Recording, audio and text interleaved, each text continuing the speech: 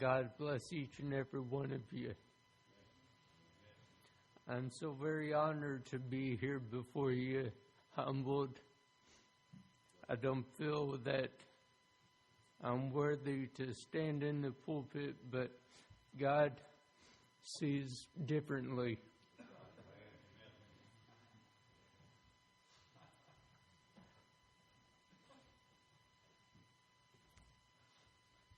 I'm going to go ahead and start with my devotion.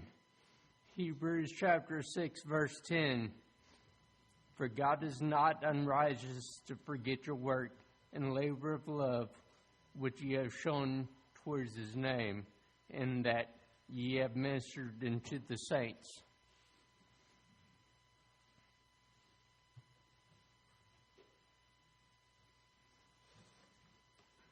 I thank Brad for the introduction and inspiration. I don't know about that. I'm doing the best I can. Y'all pray for me.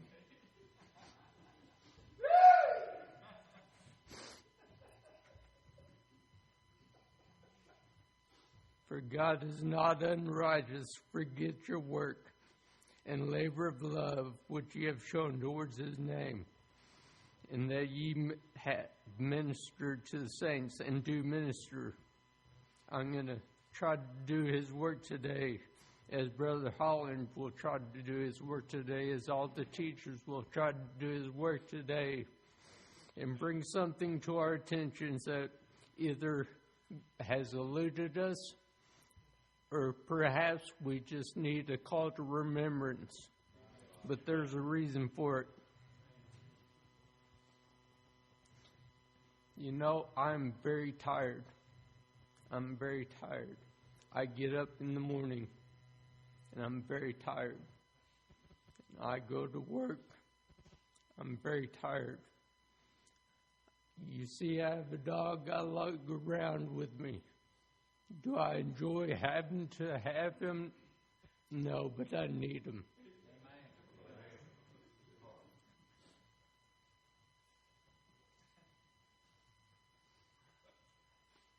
I have to survey steps and where to grab a hold of and ask for a helping hand. Do you think I enjoy that? I'm very tired.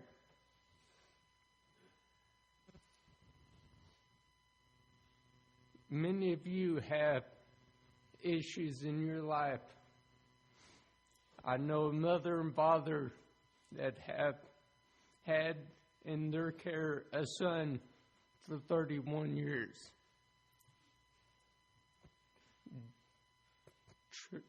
They've overcome tremendous odds. They've done great with that son. That son knows Jesus. God's not going to forget that.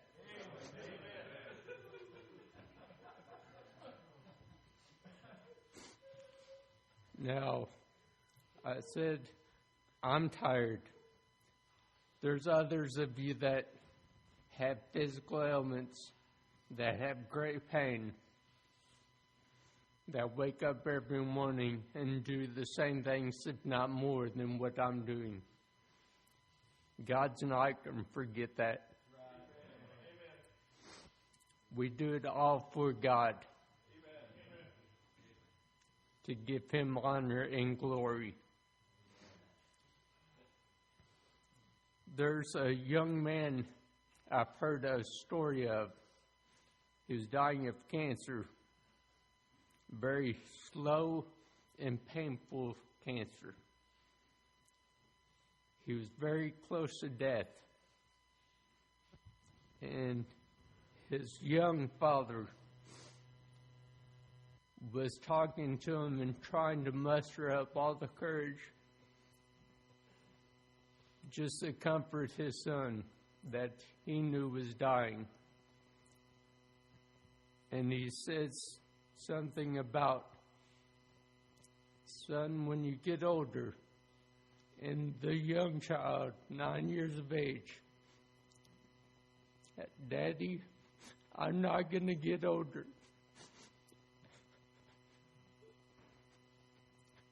The dad said, how can you say that? How can you say such a thing? The 9-year-old son, little child, that God needs me more. God needs me more. Matthew 5:16 says, let your light so shine before men that they may see your good works and glorify your Father which is in heaven. That young child was letting his light shine. I wake up in the mornings. I think of that. I think of letting my light shine, and it's so easy to put a smile on my face. It's so easy for me to overcome any obstacle. I wake up in the morning wanting for people to see me and see my dog and the way I stumble around and have to grab a hold of things to keep my balance, to see me reaching for a hand. I have a smile on my face because I want people to see those works. We've done such a good job of being humble and going to our prayer closets to pray. But this is Jesus talking. He says, let your light so shine before men that they may see your good works. They need to see our good works. There's a reason for that. When people see our good works, they hopefully will forget Michael Carter's name, forget Brother Danny Holland's name, forget Brother Brad Wheeler's name, but just glorify God. That's what we're going to be learning about this entire time, how to let our light shine. I thank all of y'all for being here, and I hope you enjoy your time here. You fellowship with each other. But don't forget to glorify God and to constantly be thinking of how, when I leave this place and go back to my appointed place, where God has work for me to do, where I'm not done yet, you let your light shine. Hebrews chapter 5, verse 8. Though you were a son, yet he learned obedience by the things he suffered.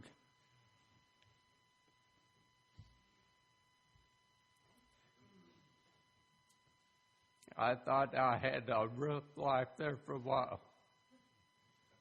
And then I turned my eyes back to Jesus. Though he were a son, he knew everything. He knew everything beforehand. But he had to die on the cross. And he had to suffer it all. To forgive the sins of Michael Carter. He suffered so much more than I will ever suffer. He suffered so much more than that young man will suffer. He suffered so much more than the parents in this audience will suffer for taking care of their children. He suffered for me and you. And let's not forget the parents and the adults taking care of their parents that have horrible, horrible diseases. But let these words be an encouragement. Though he were a son, meaning Jesus, yet learned obedience by the things which he suffered. It's not so bad. My life isn't so bad. Keep a smile on your face. Let's do it for God. Let's glorify His name. No doubtably, do we all have obstacles in front of us? I know each of you knows how to let your light shine. I'm not going to teach you how to do that. I don't know what your course is. Y'all know how to do that. But what I want to do, what I feel led to do today, is to encourage each and every single one of you and tell you how awesome you are,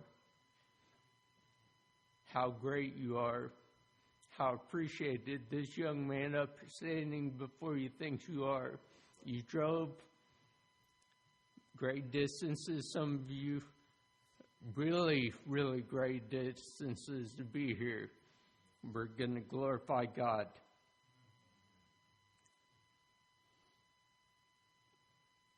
Those obstacles, Mark chapter 11, 22 and 23, and Jesus answering saith unto them, have faith in God. For verily I say unto you, that whosoever shall say unto this mountain, be thou removed, and be thou cast into the sea, and shall not doubt in his heart, but believe that those things which he saith shall come to pass, he shall have whatsoever he saith. Matthew 17, verse 20, and Jesus said, verily I say unto you, if ye have faith as a grain of mustard seed, ye shall say unto this mountain, remove hence yonder place, and it shall be removed. And nothing, and this is Jesus talking, and he says, nothing, when you do this, when you're letting your light so shine before men that they may see it, nothing shall be impossible. Those obstacles, God's going to knock those down if you ask Him to. It's God's light that we're going to let shine. Nothing shall be impossible to you. Let this be an encouragement to you. 15 minutes isn't a lot of time to talk about how great and how mighty God is. I hope I sit down and you feel encouraged. You feel a little more refreshed. You go about this experience with a smile on your face, and you do go home and let your light shine before men, that they may see your good works. That's my devotion. I'm going to be praying for y'all. I hope you do the same for me. I love you. I truly love you.